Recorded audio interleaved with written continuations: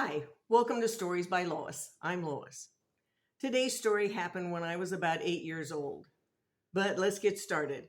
When I was in my 30s, the confession finally came. During a family dinner in a restaurant, my father was sitting across from me, so I knew he couldn't reach me.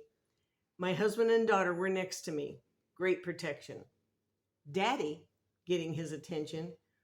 When we were riding in the car when I was about 8, back then, no air conditioning, so all four windows were down and the wind wings were open.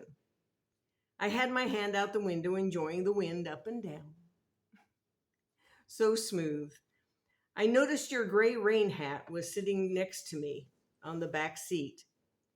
Thinking it could be more fun than my hand, I picked it up and held it outside the window. Whoosh! It was gone. The wind was strong.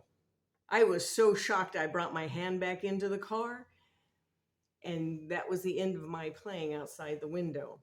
I sat quietly the rest of the trip. Best little girl ever. He didn't get angry.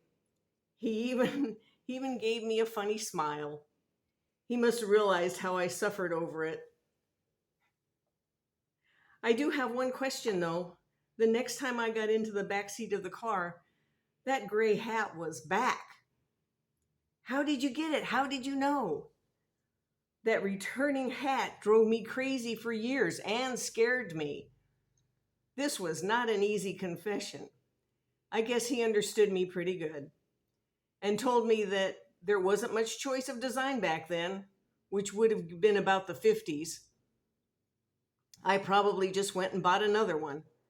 It was kind of a disappointing explanation because the reappearing hat terrorized me for years. If you liked my story, you might also enjoy my mystery and fantasy books, available on storiesbylois.com, linked down below. Also remember to give my stories a thumbs up, please subscribe, and share to give somebody else a giggle or a laugh. You guys are wonderful. Thanks for listening.